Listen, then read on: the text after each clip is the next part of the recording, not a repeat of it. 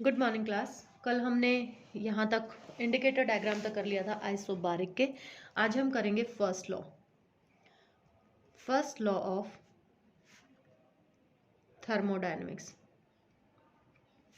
First law क्या कहता है अपने पास कि हमारे पास according to first law whenever heat is added to the system it transforms to an equal amount of energy in some other forms, ये कहता है फर्स्ट लॉ।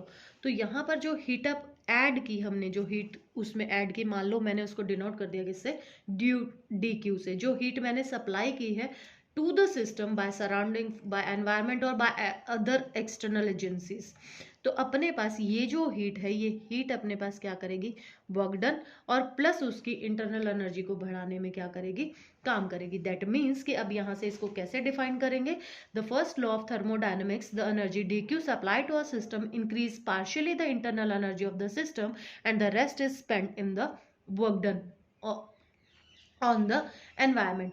अब अपने पास जो पाथ है, इनिशियल और फाइनल स्टेट की हम इसमें बात करते हैं, जो पाथ टेक किया इसको, यानी कि इसकी इंटरनल एनर्जी को बढ़ाने के लिए, वो हमेशा क्या रहता है, इंडिपेंडेंट रहता है। अब इसमें साइन कन्वेंशन क्या लगाएंगे कि अगर अपने पास क्या है कि हीट अगर अपने पास क्या की है, सिस्टम को सप्लाई की है, तो डी क्यू की वैल्यू क्या होगी, पॉजिटिव। अगर सप्लाई की है, ठीक है, अगर अपने पास क्या की हमने, उससे विड्रॉ की है, विड्रॉन की है, तो डी क्यू की वैल्यू क्या होगी अपने पास, नेगेटिव होगी। गैस अगर एक्सपेंड कर रही है, एक्सपेंड कर रही है, तो वर्क डन क्या होगा अपने पास, पॉजिटिव। कंप्रेशन है यानी कि कंप्रेस्ड है, तो वर्क डन अपने पास क्या होगा, नेगेटिव। ठीक है, और डी यू जो है, अगर टेम्परेचर इंक्रीज है तो पॉजिटिव, और टेम्परेचर डिक्रीज है तो अपने पास नेगेटिव। यानी कि वही बाय द सिस्टम और ऑन द सिस्टम की बात हो गई है जो मैंने पहले बताई थी। तो अब इसके कुछ एप्लीकेशंस है। तो ये एप्लीकेशंस क्या क्या हैं फर्स्ट लॉ के, तो जैसे पहला जो प्रोसेस था अपने पास, वो प्रोसेस कौन सा था, आइसोथर्मल प्रोसेस था। ठीक है, तो अपने पास इस प्रोसेस में क्या था, अब देखो d q equals to d u plus d डब्ल्यू। अब अपने पास यहाँ पर क्या हो रहा है, डी यू की वैल्यू कितनी है, zero, there is no change in the temperature for isothermal. तो अपने पास डी क्यू जितनी हीट सप्लाई की गई है वो टोटल अपने पास किस में कन्वर्ट हो जाएगी, वर्क डन में कन्वर्ट हो जाएगी। ठीक है, सेकेंड अपने पास हो गया एडियाबैटिक। तो एडियाबैटिक में अपने पास डी क्यू की वैल्यू, हीट सप्लाई क्या है, जीरो, यानी कि जो उसकी इंटरनल एनर्जी है वो क्या होती चली जाएगी, कम होती चली जाएगी, अगर अपने पास वर्क क्या है, हो रहा है तो। ठीक है, यानी कि अपने पास डी डब्ल्यू अगर है तो। अगर अपने पास जो तीसरा प्रोसेस है सी है अपने पास, अगर हमारे पास कैसा प्रोसेस है ये तीसरा जो था, आइसोचोरिक। तो आइसोचोरिक में यानी कि वॉल्यूम कांस्टेंट, तो डी वी की वैल्यू क्या हो गई, जीरो। अब वर्क डन हमें पता है डी डब्ल्यू equals to p D v, तो वर्क डन की वैल्यू क्या हो गई अपने पास, जीरो के बराबर हो गई। तो यानी कि यहाँ से जो टोटल अमाउंट ऑफ हीट हमने सप्लाई की है वो टोटल हमारे पास किस में कन्वर्ट हो जाएगी, इंटरनल एनर्जी में कन्वर्ट हो जाएगी। सी अपने पास कि अगर हमारे पास अगर आइसोबारिक होगा तो भी वर्क डन जीरो हो जाएगा अपने पास। अगर अपने पास कैसा प्रोसेस है, साइक्लिक प्रोसेस है, तो वापस वहीं पहुंच गए, वहीं पहुंच गए तो डी यू की वैल्यू क्या हो जाएगी, जीरो हो जाएगी। इस केस में भी डी क्यू यानी कि जो अमाउंट ऑफ हीट हमने दी है वो सारी की सारी वर्क डन में चेंज हो जाएगी। मेल्टिंग प्रोसेस जब भी है, यानी कि अब अपने पास क्या हो रहा है, यहाँ पर मेल्टिंग प्रोसेस है, तो स्टेट चेंज हो रहा है। स्टेट चेंज होने के लिए हमेशा जो हीट चाहिए होती है वो हम एल से डिनोट करते हैं, and it is called latent heat. इस हीट को हम नाम देते हैं क्या, लेटेंट हीट। तो मास अपने पास सॉलिड का मान लिया हमने एल है, तो डी क्यू की वैल्यू जो होगी वो किसके बराबर हो जाएगी, एम एल के बराबर हो जाएगी। ठीक है, तो अपने पास यहाँ पर वॉल्यूम जो है, वॉल्यूम में चेंज नहीं आता, बहुत स्मॉल चेंज आता है, तो वर्क डन की वैल्यू कितनी होगी, जीरो। तो अपने पास डी यू की वैल्यू किसके बराबर हो जाएगी, यहाँ पर एम एल के बराबर हो जाएगी। फॉर बॉइलिंग प्रोसेस सेम होगा अपने पास यहाँ पर भी, लेकिन यहाँ बॉइलिंग में क्योंकि वॉल्यूम जो है वो ऊपर जाता है, तो वॉल्यूम चेंज हो रहा है, तो वर्क डन की वैल्यू इस केस में जीरो नहीं होगी। कि मान लिया कि बाद में V2 हुआ, पहले कितना था, V1 था। डी क्यू की वैल्यू वही अपने पास ml है, तो वैल्यूज पुट कीजिए, ml equals to d u plus p V2 minus V1, तो ये वैल्यू आ जाएगी अपने पास। यहाँ से डी यू की वैल्यू आप निकाल सकते हो, तो ml minus P2 minus P1, तो ये वैल्यू आ जाएगी आपकी किसकी, इंटरनल एनर्जी की। अगर अपने पास गैस जो है वो फ्री एक्सपेंशन हो रही है, फ्री एक्सपेंशन हो रही है, तो यानी कि there is no change in the heat, work done भी क्या है, जीरो होगा।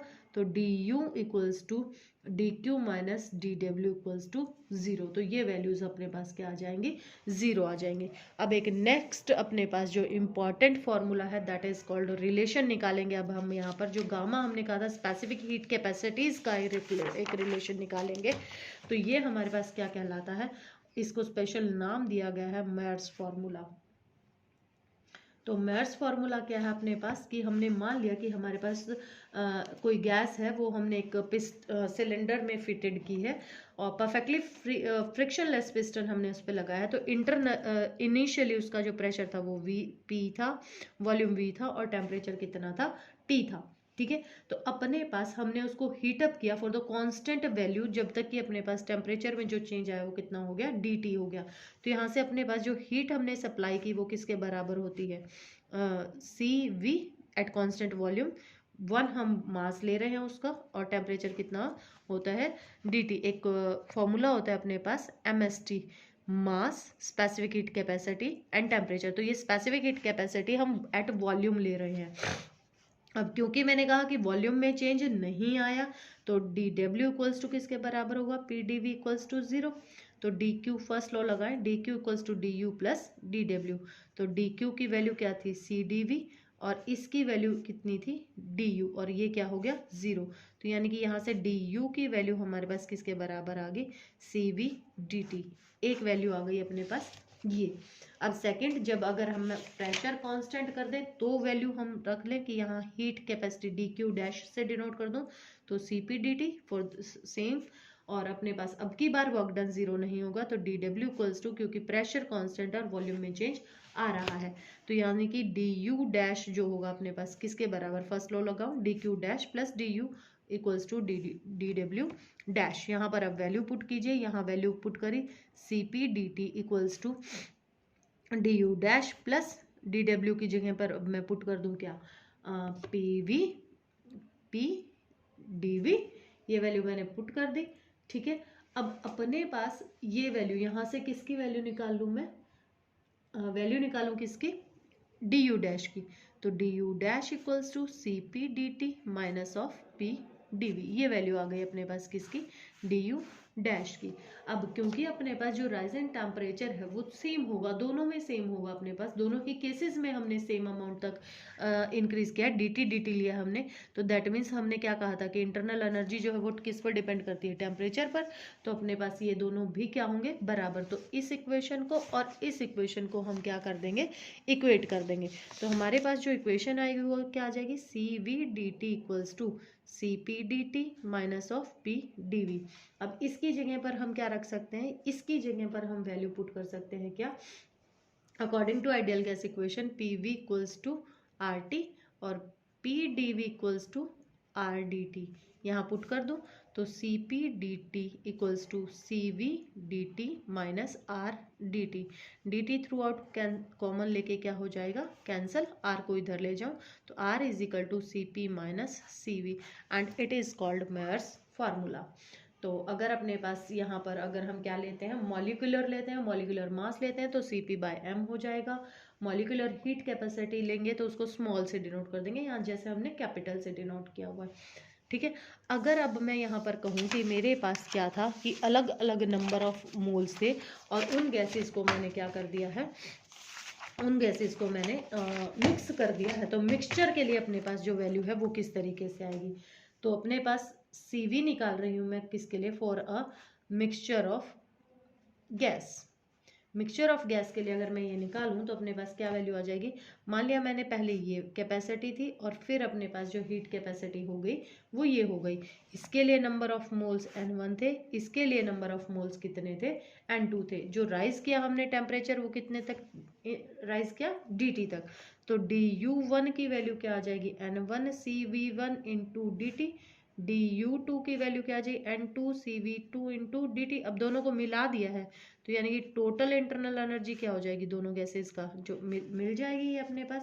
तो यहाँ से वैल्यू क्या आ गई अपने पास, N1 N2, तो मैं यहाँ से ले लूँ कॉमन और स्पेसिफिक हीट कैपेसिटी, क्योंकि अब यहाँ पर अपने पास अगर कॉमन के लिए बात करें, इसके लिए बात करें, तो यहाँ पर specific heat capacity eight constant volume. तो इन दोनों की वैल्यू यहाँ पर पुट करें, डी यू सारों की वैल्यू इसमें पुट कर दें, तो N1 N2 CV dt equals to N1 CV1 dt plus N2 CV2 dt। तो dt तो अपने पास थ्रू आउट हो गया कैंसल, ठीक है। अब यहाँ से मैं वैल्यू निकालूं, किसकी वैल्यू चाहिए मुझे, CV की वैल्यू चाहिए, इसको कहाँ ले जाऊं, इधर। तो N1 CV1 plus N2 CV2 divided by N1 plus N2। तो ये वैल्यू आ गई अपने पास किसकी, specific heat capacity eight constant volume के लिए फॉर मिक्सचर ऑफ गैसेस, ठीक है। डायरेक्ट फॉर्मूला आ गया। आप जितनी भी गैसेज होंगी वो यहाँ पुट करते जाओगे, divided by N1 plus N2 plus N3, इस तरीके से आता जाएगा। अगर अपने पास हमें क्या निकालना हो, CP निकालना हो for the mixture of gases, तो अपने पास फॉर्मूला क्या था, CP minus CV equals to किसके बराबर, R के बराबर। तो CP equals to R plus of CV। तो यहाँ पर अपने पास R दोनों तरफ प्लस कर देंगे, तो अपने पास वैल्यू आ जाएगी। तो CP की वैल्यू क्या आ जाएगी, N1 CP1 plus N2 CP2 divided by N1 plus N2, Mayer's formula लगाकर, और फिर से अपने पास यही वैल्यू आ जाएगी। अब ये फर्स्ट लॉ हमने पढ़ तो लिया, लेकिन इसके लिमिटेशंस क्या क्या थे, इसके लिमिटेशन ये थे कि अपने पास जो फर्स्ट लॉ है does not indicate the direction of change, यानी कि अपने पास यहाँ पर हम अब बात तो कर रहे हैं, तो अपने को कुछ ये नहीं बता रहा कि अपने पास हीट गई है, आई है, कैसे क्या हुआ है, कुछ भी नहीं।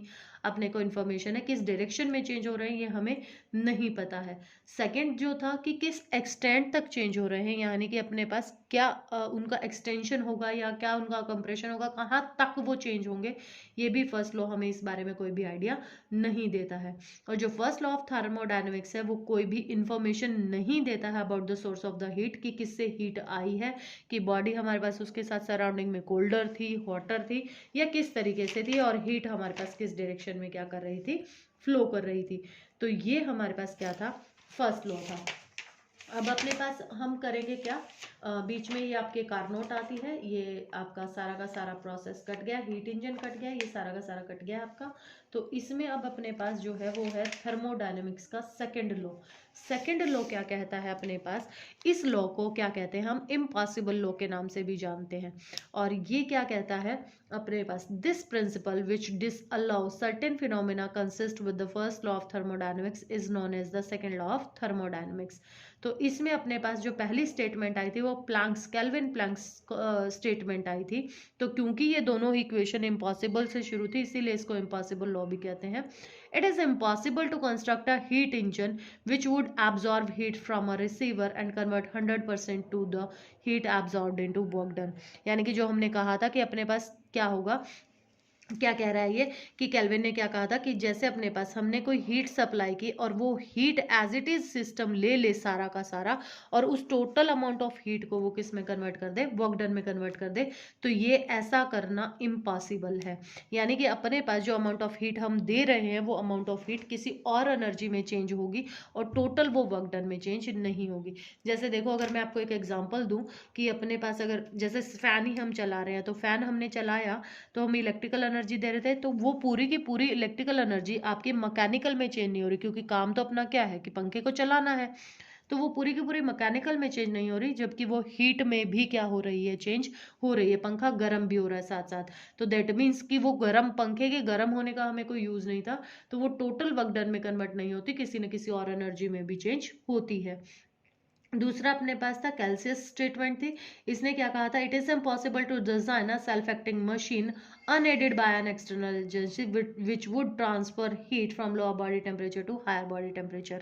क्या कह रहा है ये, कि इन्होंने कहा कि हमारे पास एक ऐसी मशीन बनाना इम्पॉसिबल है कि वो जो खुद से क्या करे, हीट का ट्रांसफर। अब hotter body to colder body तो आराम से होता ही है, लेकिन ये इम्पॉसिबल है हमारे पास कि हम क्या कर पाए, एक डिजाइन कर पाए इस तरीके से हीट इंजन, जो रेफ्रिजरेटर है वो डिजाइन कर पाए कि अपने पास बॉडी कोल्डर से और कहाँ जो हीट है वो ट्रांसफर हो रही है, लोअर बॉडी टेम्परेचर से हायर बॉडी टेम्परेचर में हो रही है। तो ये इम्पॉसिबल है ऐसा क्या करना, कंस्ट्रक्ट करना।